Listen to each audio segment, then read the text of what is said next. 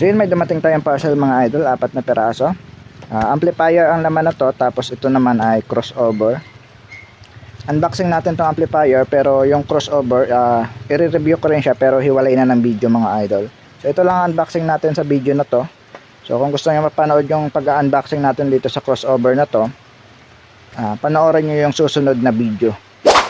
So buksan natin to mga idol. So panoorin nyo itong video na to mga idol para aware kayo sa price kung sulit ba o hindi. Gagamitin ko lang to sa video okay mga idol, no. I-unboxing lang natin.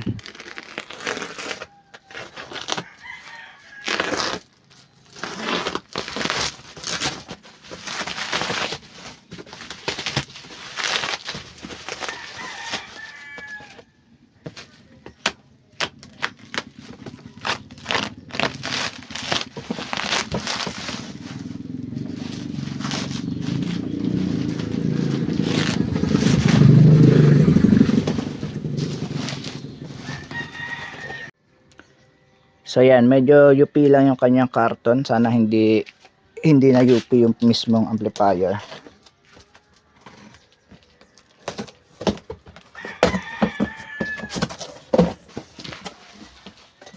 May bubble wrap sa loob. At may styrofoam naman kahit pa paano. Safe naman yata. Yan, basag yung kanya. Pero okay lang. Mukhang hindi naman UP.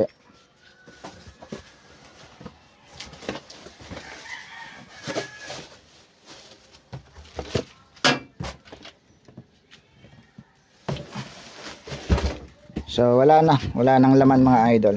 Blanco na yung box. Ito lang laman niya, manual. Tapos may libre siyang screwdriver na flat, maliit lang. At warranty card. Yan, may warranty card siya dito sa loob.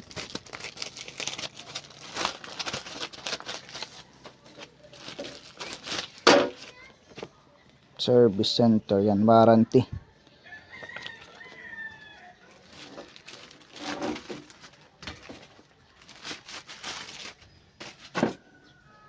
So, tanggalin natin yung plastic.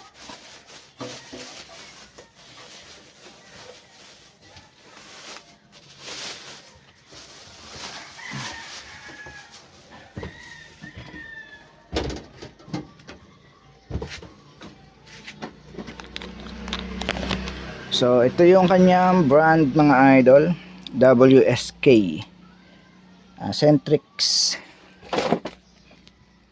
Clone lang to or generic lang to ng Sakura AB735. May Bluetooth na to. So ganito rin, pinagayahan na to ay yung Sakura na AB735. Okay, maganda, mga naka inbound, ano ba tawag dito, yung nakaangat yung pagka-print, yan o. Nakaangat kapag ginaganon mo ng kuko, nararamdaman mo yung mga letters. Malambot naman yung kanyang potentiometer or yung volume. Ito kasi ang kinagandahan nagustuhan ko dito mga idol.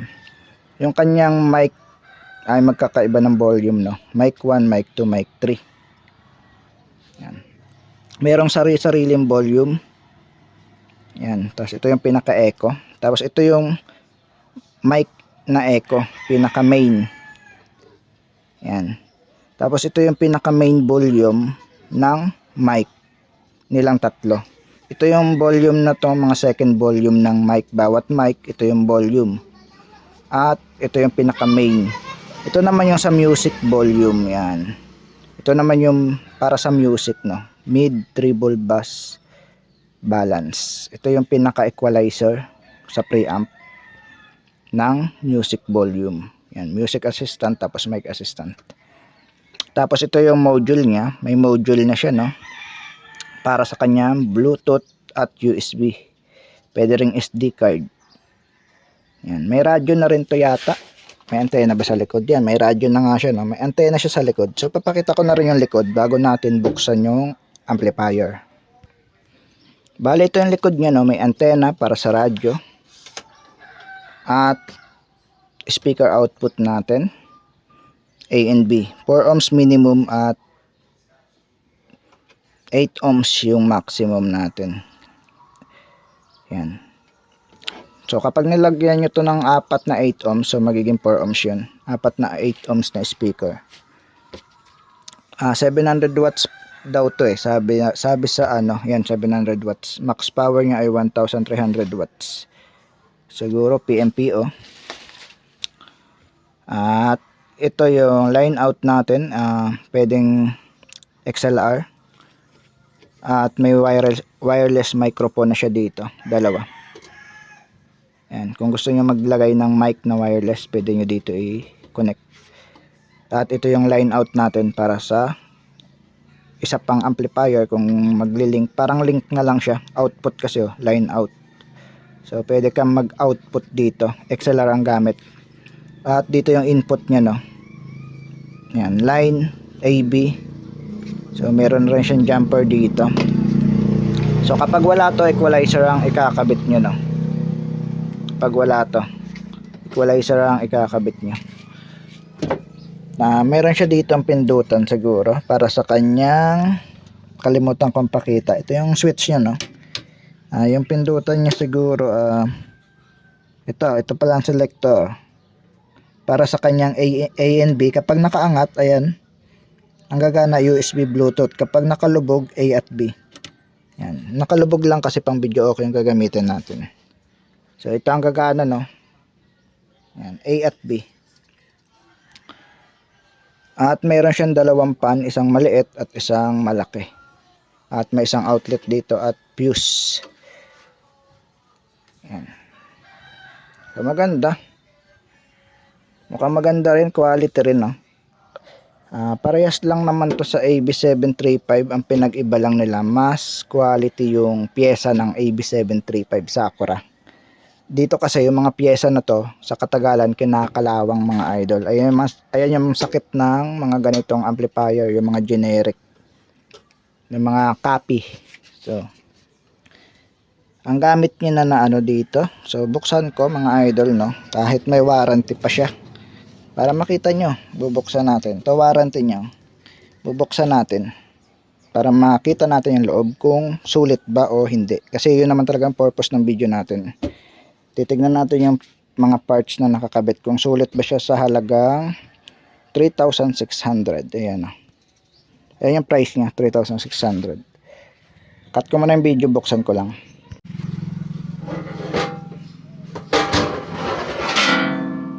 So ito yung loob ng ating AB735. Siyempre unahin natin yung supply, kung ilan ba. Dapat nasa 40, no, kasi AB735 ito. So wala siyang supply dito. Ayun, meron. Hindi siya makita, oh. Silipin ko lang. So 43043. Ayan, oh, dito sa gilid. Ang supply na to ay 43043, 17017 at saka 010. Naka-blurred. Ayan. So mataas na rin supply niya, no, nasa 43 volts, 43043. Ang ginamit na rin dito na final output or OPT. So hindi siya makita pero kabisado kasi natin mga idol, no, kasi marami na tayo nabubuksan na mga generic na amplifier. C5200 yan at saka A1943. Ayan yung magka-partner, no. Bali 2 pairs ang ginamit sa left, 2 pairs ang ginamit sa right. Bali 8 peraso lahat. So yung mga halagang 2.6 na amplifier sa orange basket, 1 pair lang yun mga idol. Ang heatsink nun nasa gitna. Ito lang ang medyo ako dito, medyo manipis yung heatsink nya, no. Ayan. Pero goods na yan mga idol, panipisan na kasi ng heatsink. Pero mas maganda kung lalagyan nyo to ng pan. Pero kung pambahay nyo lang naman, patugtog-tugtog lang, pwede na to mga idol kahit wala ng pan. Mataas naman yung natin, hindi naman yan basta-basta iinit. At saka 4 pairs naman yan, ay 2 pairs, 4 peraso bawat isang channel. Yung ating 63 volts lang, oh, yung kanyang capacitor. So orig siguro to kasi kung 42 yan, gamit tayo ng calculator. Wait lang mga idol. So pasok pa naman siya kasi yung times natin yung 43 volts times 1.4, lumabas na 60 volts. So nasa 3 volts na lang yung allowance ng capacitor. So siguro tong capacitor na to kasi pag mga fake puputok na yan, no. So try muna natin siya isaksak, no, para makasigurado. On natin. Kasi may time na minsan mataas yung supply ng ng Omeco namin, or kung meral ko sa inyo. So minsan mataas ang supply, no, minsan umaabot ng 230, 240. So mataas din ang output ng transformer. So sobra na siya sa DC. So nag-on naman siya. Okay, off natin. Kapain natin yung capacitor kung umiinit. Okay, hindi naman umiinit mga idol. So baka yung transformer hindi 43 ang supply. So mamaya sukatan natin, no, kung ilang volts.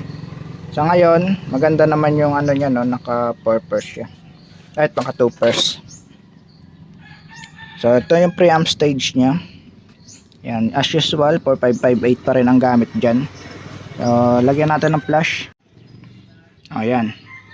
Yan, 4558 rin kasi yan naman talaga ang ginagamit sa mga integrated. Parehas lang sa mga 4558. So ito yung kanyang left, maganda naman yung differential, malinis. At ito yung right, para in case na masunugan kayo, ayan yung color code ng resistor. Madali nyo mapapalitan dahil dito sa video na to. Okay, ito yung mga supply ng 15 at negative 15. Yan. At ito ang supply ng 5 volts. Kasulat sa baba. 7805. Yan. Ito yung kanyang input. Yan. Ang resistor lang, tapos wire na papunta dito sa kanyang preamp. Yan. Okay naman, yan lang. Simple lang circuit niya. Maganda. Sulit naman mga idol sa 3600. So hindi ko pa sure kung tutunog, no, hindi pa natin natetesting. Binuksan agad natin. Ito pala yung sa mic niya, yan. So may wire din, nakakonect doon sa preamp. Check natin yung voltage biasing na to pala, kung ilan. Para at least kahit wala kang alam sa amplifier, panoorin mo na lang yung video natin. Saksak natin, tapos sukatan natin kahit isang output lang dito, no. Pares naman yan. Partner naman kasi yan mga idol. Isa sa A, isa sa B. Ay, isa sa A, isa sa C.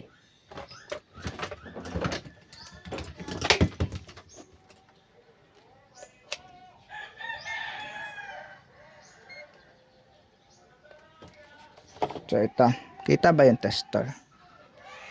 On natin. Naka-on na.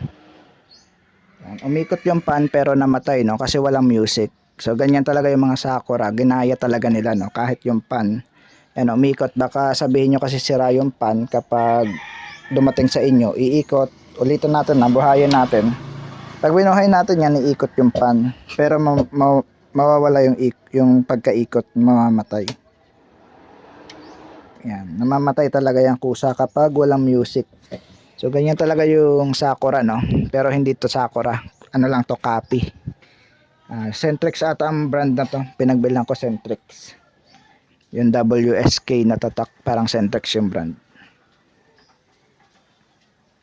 Lang yung pan niya, bakit dito nakalagay, no, sa transformer, tapos maliit yung pan dito.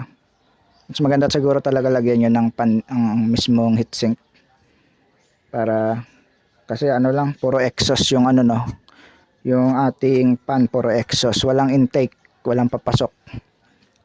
Palabas lahat ng init. Lagyan nyo na lang dito ng isang pan siguro para lumamig.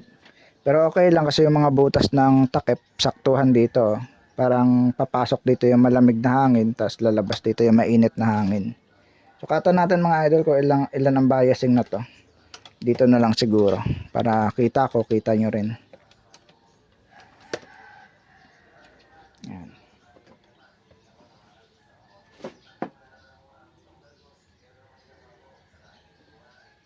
So 0.3 goods. Tingnan natin yung kabilang side. Dilim.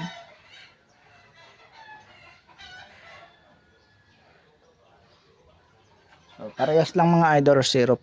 So good yan mga idol, no? Kasi hanggang 0.458 yung aking ano, yung masasabi kong good. Kapag 0.5 tutunog pa rin naman siya, 0.6 tutunog pa rin. Pero mabilis uminit ang output natin. So may nag-comment kasi sa ating video dyan na normal daw hanggang 0.7. So malabo yun mga idol, no? Pakitaan niya ako ng 0.7 kung hindi masisibak yung kanyang output transistor.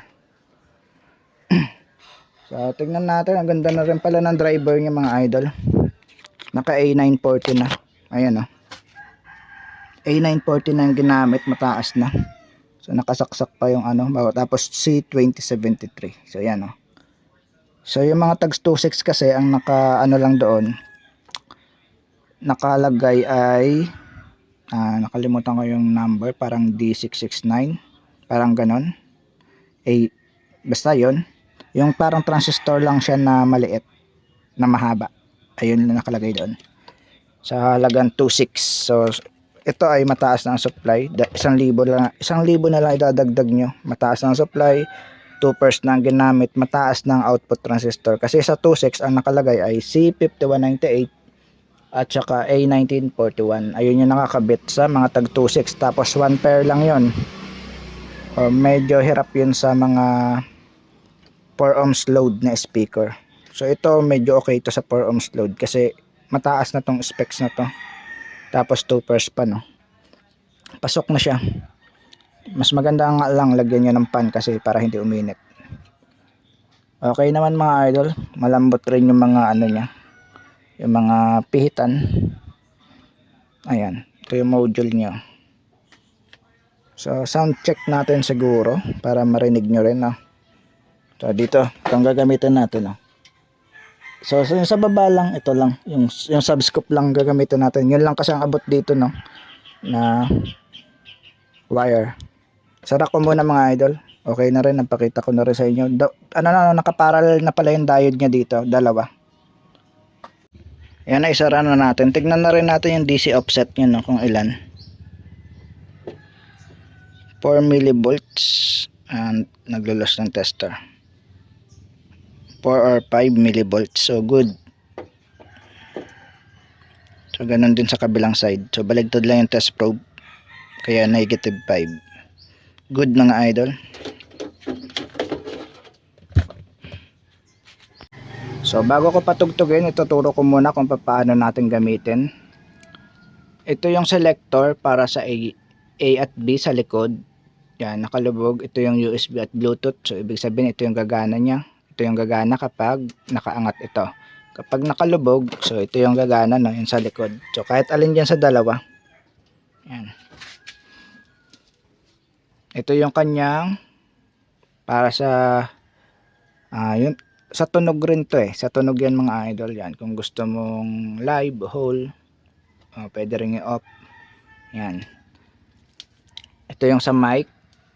Mic 1, ito yung volume ng mic 1. Mic 2, ito yung volume ng mic 2. At mic 3, ito yung volume ng mic 3. At repeat, yung pinaka-echo. Tapos, ito yung pinaka-main volume ng echo. At ito yung main volume ng mic. Itong mic assistant, kumbaga i-assist ka niya lang kung hanggang saan gusto mong lakas. Kung naka 7 o'clock lang dito, kahit isagad mo to, mahina pa rin, no? Kasi naka 7 o'clock lang dito. Parang second volume niya to. Parang naka-series siya dyan. At ganun din dito sa ating music assistant. Kunwari, siyempre may mga batang malilikot, no? Sinasagad nila to. So, pwede mong hinaan na agad dito para kahit masagad nila to, walang problema. Ayan, naka-arrow siya. May arrow yan eh. So naka 0, no.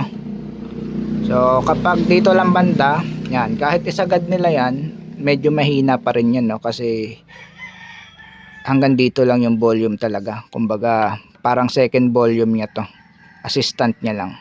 Kung kapag naka 12 o'clock, medyo malakas na yan, no. Tapos sinagad mo pa dito. So kumbaga assistant lang talaga to para hindi masira yung amplifier mo pag may biglaang nangulikot ng iyong amplifier. So maganda nga tong nakalubog para hindi mapihit-pihit ng mga bata. Ayan o, nakalubog lahat, may mga arrow kung saan nakatapat yung balance natin, sa gitna lang. Ayan. Gigitna nyo lang yung balance lagi sa left and right yan. Kung dito nakaturo, left lang yung gumagana. Kung dito nakaturo, right lang yung gumagana. Kung dito naman nakaturo, right yung malakas, left yung mahina. So ito baligtad yata. Tapos ito, yan, kung ito yung treble nya, ayan yung mid high, ito yung bass, ito yung low. Yan, kung gusto mong malakas yung bass tapos mahina yung boses, so zero mo lang to. Tapos ito laksan mo. Ayan, baligtarin mo lang. Pero kung gusto mo ay full range, gitna mo lang yan, tapos gitna mo lang rin to. So yun, may customer. Yun, saan tayo naputol? Ito yung sa mic naman, yung may M na nasa unahan, M treble, ibig sabihin mic yan. Ito yung M mid, M bass. Kung gusto mo ma-vocal yung boses mo, pwede to. May equalizer din sarili yung mic. So maganda na, maganda yung ano na to. Maganda pang video okay talaga kasi matitimpla mo yung boses mo kung gusto mo ma-vocal or boses lang talaga, normal na boses. So timplahin nyo lang dito sa tatlo na to. Tapos ito yung sa music, yan, yung tatlo na yan. So sampulan ko kayo pero wala tayong cellphone. So mamaya siguro kapag may cellphone na tayo. So ngayon magre-repair muna ako. Mamaya papatugtugin ko to at para marinig nyo rin yung tunog. Kasi yung cellphone na gamit natin ngayon, yun din yung ginagamit ko pa music. So mamaya papakita ko sa inyo para saan to. So ganun din yung sa mic, no. So ito na lang ipapakita ko. Parehas lang naman yan sila assistant. So ito yung volume ng mic eh. Ito na mga idol, sa sound test na natin siya. So ito papatugtugin natin para hindi tayo makopyright. At yung pan niya iikot na to kapag may music. So yan, hindi siya umiikot, no. Try na natin, play natin to. Naka-hap lang pala tong mga ano natin. Yung music assistant naka-hap lang. Tapos isang speaker lang yung gamit ko, itong subscoop. Bali yung bass and treble nya is naka-hap din, no. Full range yung gamit natin. Hindi ko binabaan yung treble, tapos half yung bass, half yung treble. Half lang sila para full range, may boses at may music. Tingnan natin rin yung blower kung iikot ba kapag may music. Play natin to. So magbo-volume ako Yun, umikot. Gumagana yung blower. Gumagana yung blower ko pag nakapatay yung music, so namamatay din yung blower. Volume ko ulit. May ikot na naman.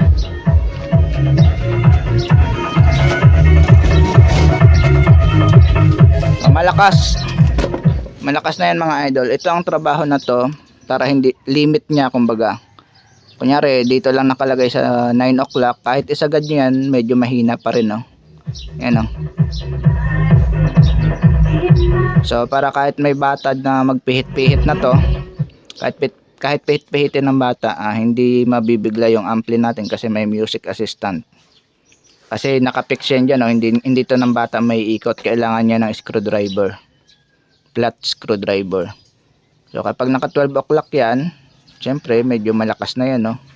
Pag sinagad mo medyo malakas na yan. Kung mapapansin nyo, magbo-volume ako dito, tapos dito tayo maghihina, ay pwede.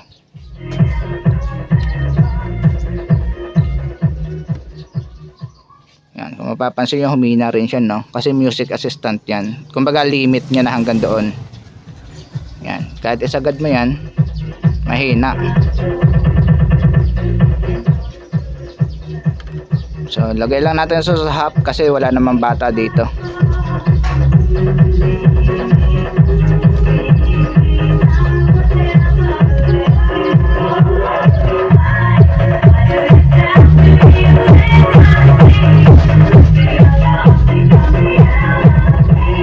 So So pwede naman yan nakasagad na dito, para dito na lang kayo mag volume sa mismong music volume. Malakas na rin siya, no? Try natin yung bass laksan, tapos babaan natin yung treble.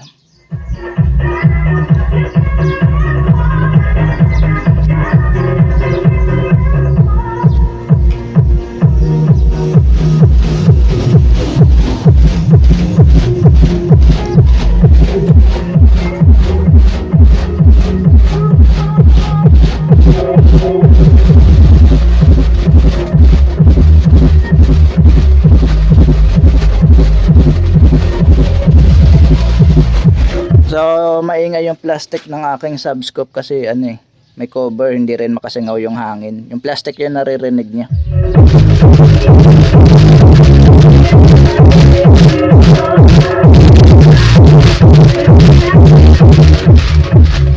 So ano kasi masyado ma-vibrate kapag may bass, kaya dito lang ako sa gitna. So, pero kapag gagamitin nyo talaga yan ng pang sound, so siyempre tatanggalin nyo yung plastic. As lagyan lang natin ng boses para marinig natin yung boses. Treble yung sa boses, no? Tapos kalansing. Kung may mid-high kayo, kaso wala tayong mid-high na nakakabit. So, play natin ulit.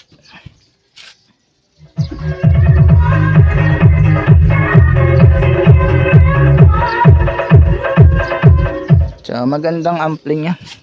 Maganda yung bass, ito yung treble. So sa mic hindi ko na-testing kasi wala tayong mic dito. Pero I think maganda to, parang sa Sakura rin na-adjust yung sa mic, no. Kasi meron siyang mic bass, mic mid at saka treble. At may sari-sariling volume. Tapos ito yung echo natin, mic assistant din, parang dito lang rin sa music. So yun mga idol. Sana nagustuhan yung ating review.